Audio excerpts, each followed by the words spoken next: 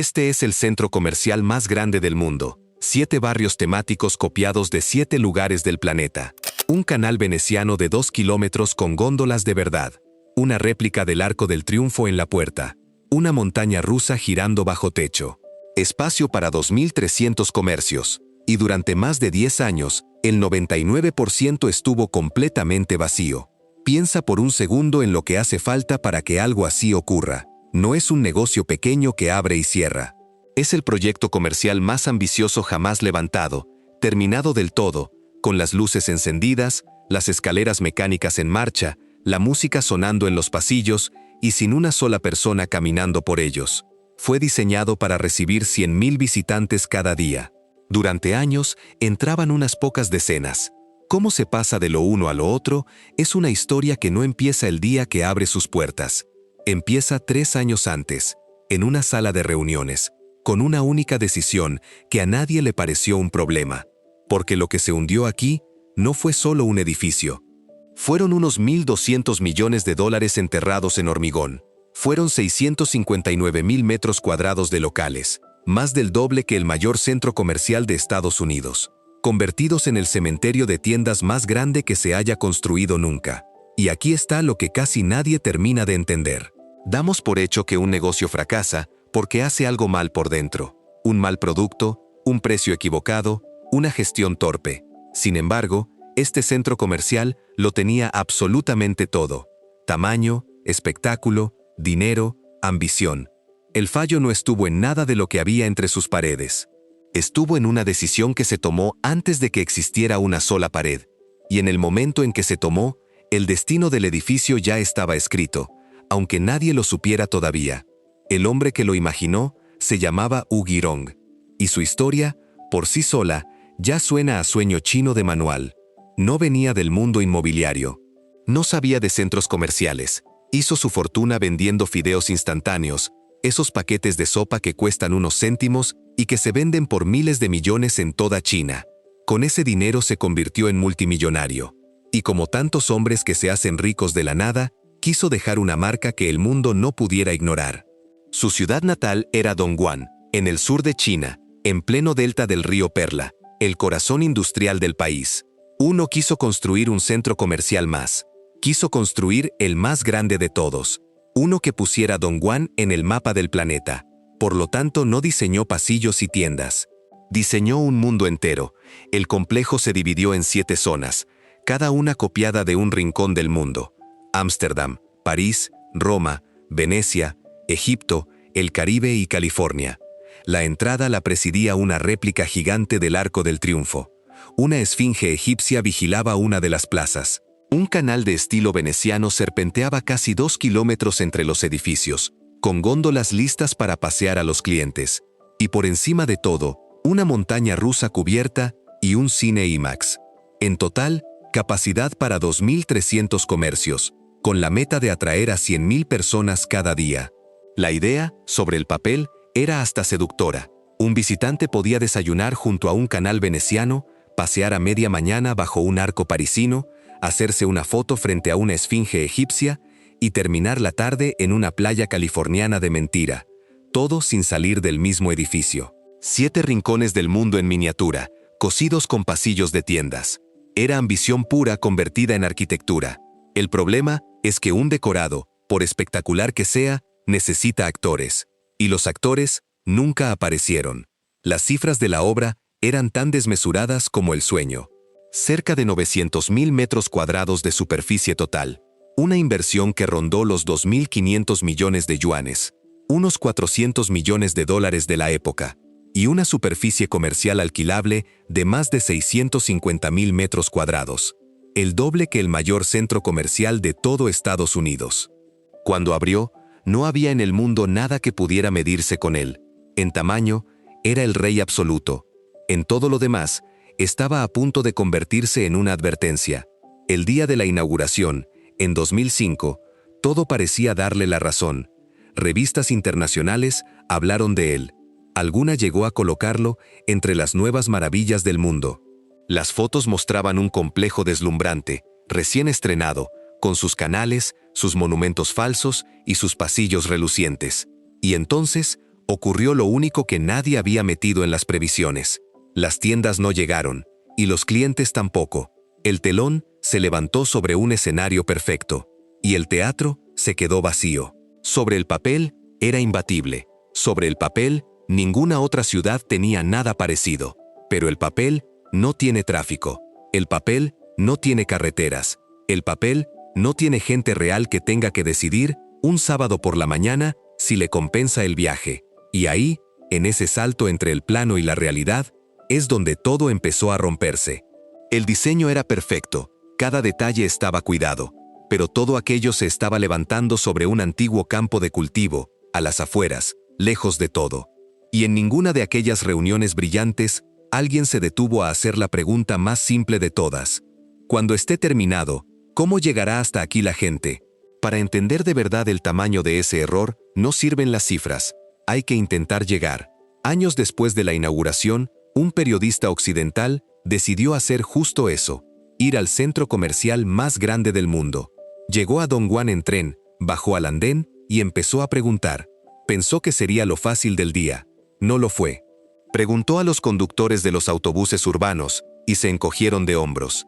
Se acercó a una comisaría, donde la policía suele hacer también de oficina de información, y los agentes lo miraron sin saber qué decirle.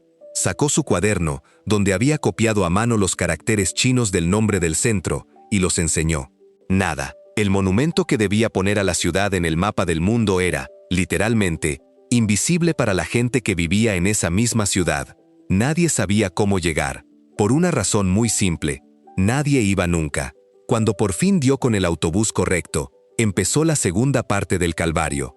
El trayecto se alargó casi 2 horas y media, avanzando a trompicones entre arranques y frenazos, cruzando kilómetros de una ciudad que no parecía terminar nunca. Él mismo lo resumió con una frase que lo dice todo. En ese mismo tiempo, habría llegado hasta Hong Kong. Y esa odisea de un solo hombre es, en miniatura, la explicación de todo el desastre. Porque si a un periodista decidido, que había viajado hasta allí solo para ver el mall, le costó semejante esfuerzo encontrarlo, imagina a una familia normal, un sábado cualquiera, que solo quiere pasar la tarde de compras. Sencillamente no iba a hacerlo. Y ahí está la ironía más amarga de toda la historia. Hu Guirong lo construyó por amor a su ciudad, para regalarle a Dongguan un monumento del que presumir ante el mundo entero. Pero levantó ese monumento tan lejos, y tan mal conectado, que su propia ciudad no podía llegar hasta él. El regalo era demasiado grande para caber en la vida real de la gente a la que estaba dedicado.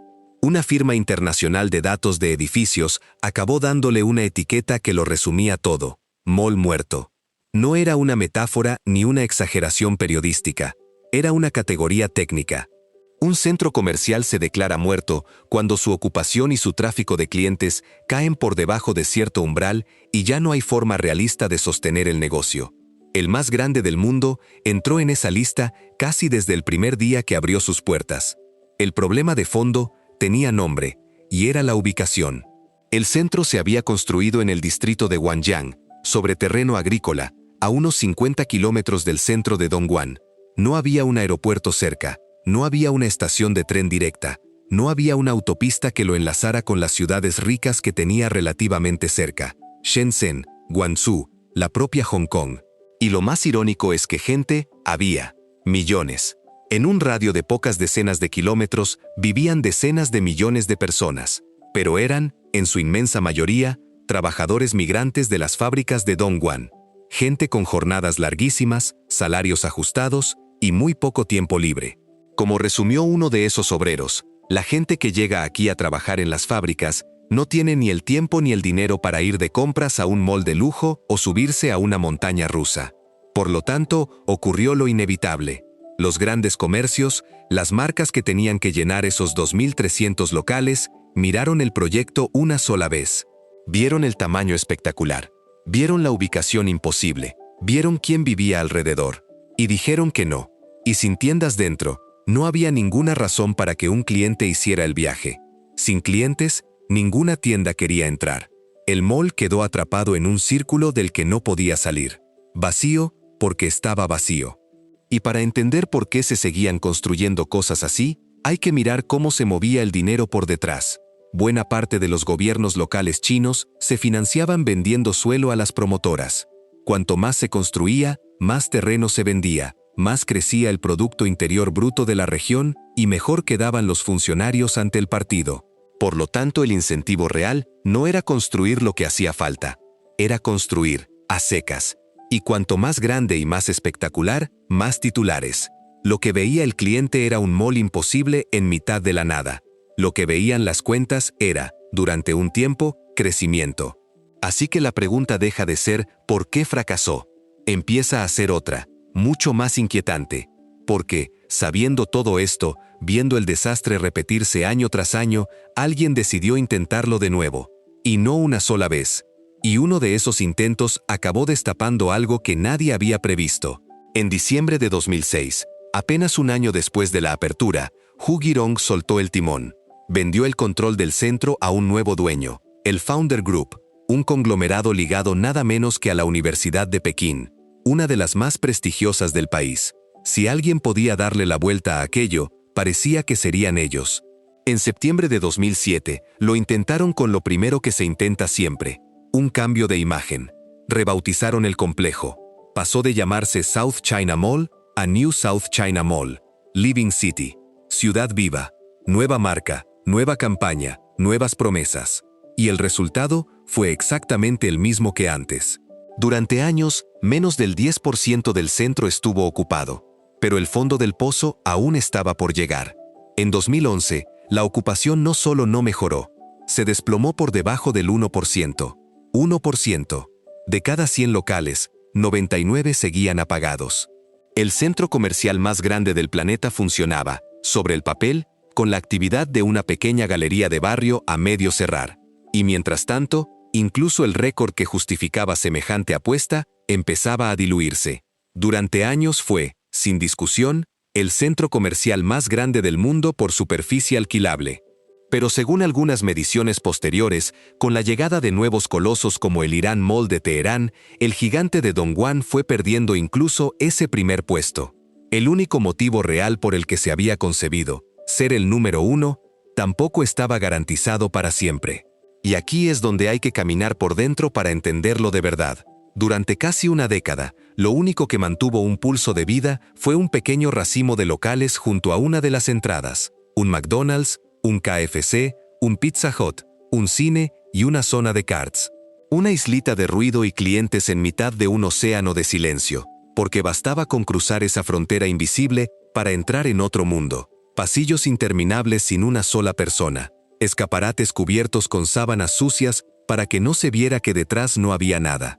Escaleras mecánicas paradas, acordonadas, oxidándose despacio. Las góndolas del canal veneciano flotando quietas, sin nadie a quien pasear. La montaña rusa detenida en lo alto, corroída por la humedad. Y de vez en cuando, la figura de un limpiador puliendo con esmero un cristal que nadie iba a mirar.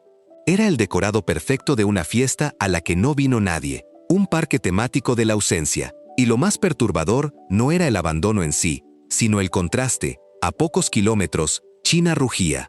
Fábricas a todo gas, ciudades desbordadas, trenes repletos, calles imposibles de cruzar. En medio de aquel hervidero humano, el centro comercial más grande del mundo era, seguramente, el único lugar de toda la región donde se podía estar completamente solo. Los pocos empleados que quedaban tenían un trabajo extraño: mantener impecable un lugar que nadie pisaba. Cada mañana encendían luces para nadie. Fregaban suelos que nadie iba a ensuciar.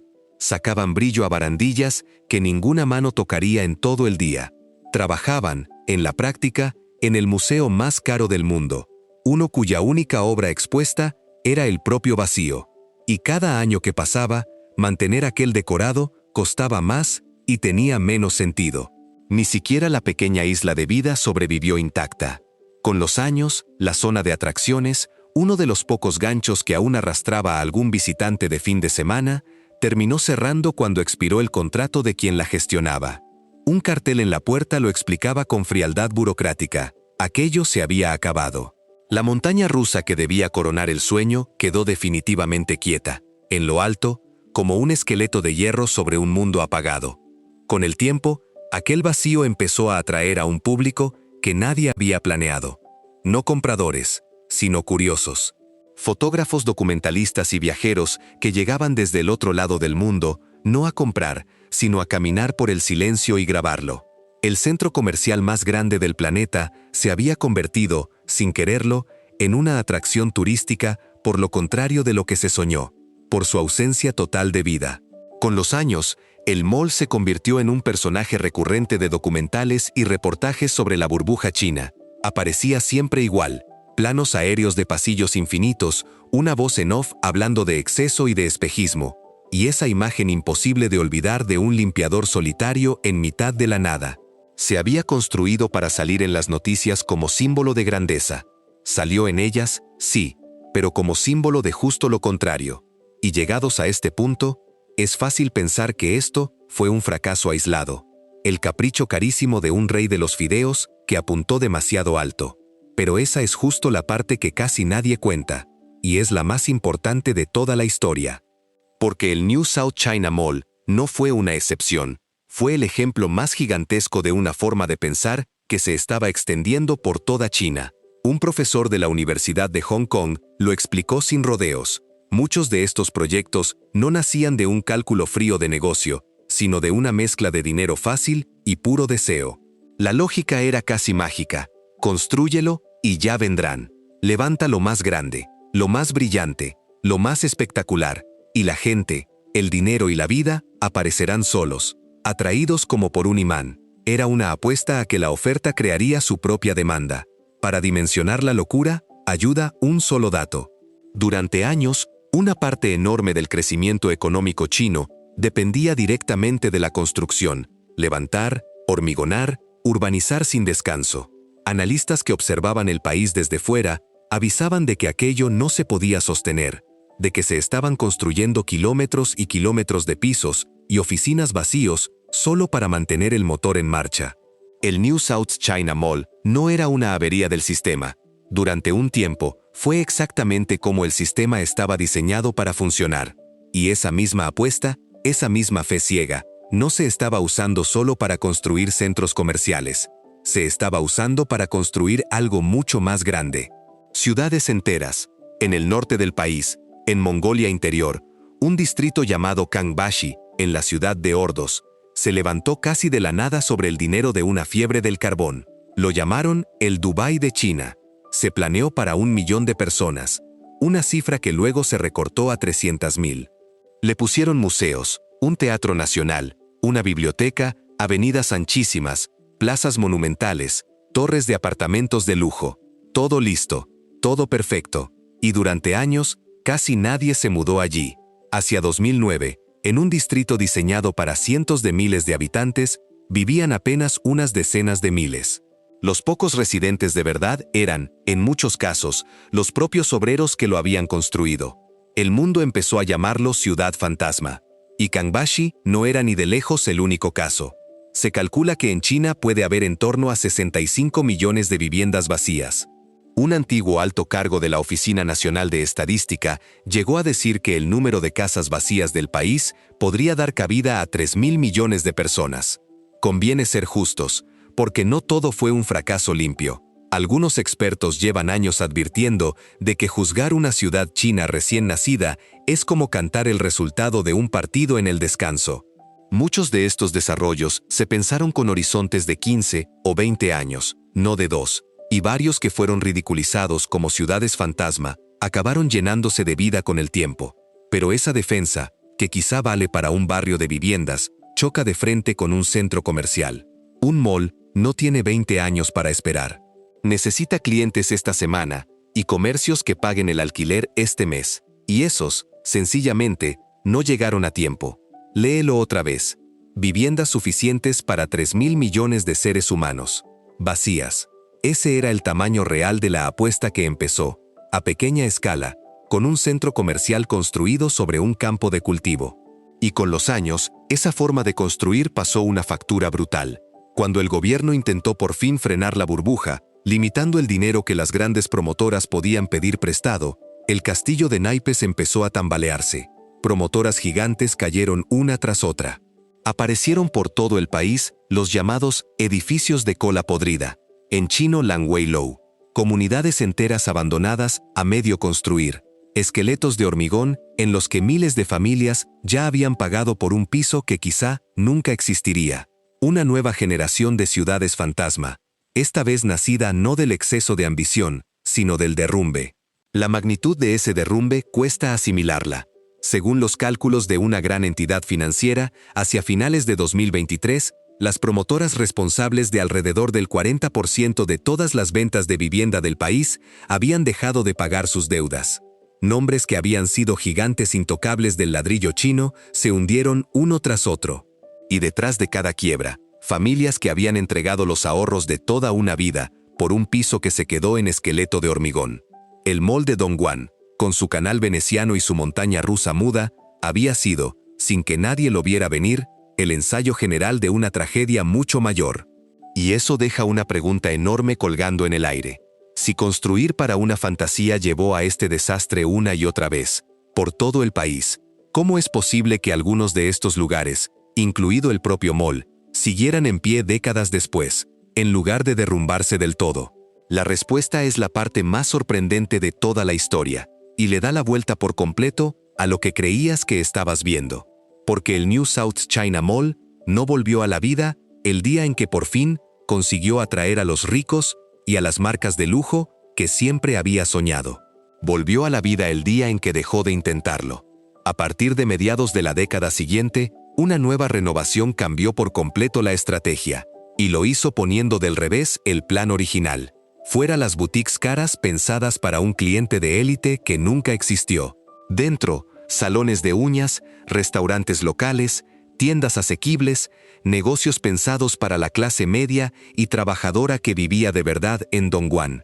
El mall dejó de perseguir al cliente imaginario de los planos y empezó, por primera vez, a servir al cliente real que siempre había tenido al lado. Y funcionó.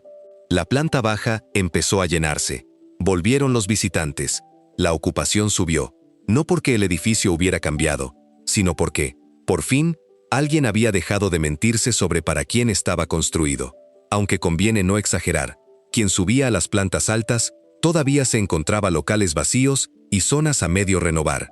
La cicatriz de una década muerta no se borra en un día, por lo tanto la lección de fondo es incómoda, casi dolorosa. El edificio nunca fue el problema. El tamaño no fue el problema. Ni siquiera el dinero fue el problema. El error, el único error de verdad, fue construir para una fantasía en vez de para las personas reales que ya estaban ahí. Se eligió el sitio, se diseñó cada detalle y se apostó una fortuna soñando con quién debería venir, en lugar de mirar quién ya estaba y qué necesitaba de verdad. Y lo mismo, exactamente lo mismo, terminó pasando con las ciudades fantasma. Kangbashi, la ciudad para 1 millón de personas que apenas tenía unos miles, tampoco murió del todo. Resucitó años después, pero por un motivo que ningún planificador había puesto en el plano. Las escuelas. Al trasladar allí colegios de prestigio, y como las normas obligaban a comprar una vivienda en el distrito para matricular a los hijos, miles de familias se mudaron de golpe. No por el sueño futurista, sino por un pupitre para sus hijos. Hoy viven allí más de 100,000 personas. El patrón, al final, es siempre el mismo. Estos lugares no se llenan cuando llega la fantasía con la que fueron construidos. Se llenan, si acaso, cuando la realidad se cuela por una puerta que nadie había dibujado en los planos. Y hay algo casi filosófico en todo esto.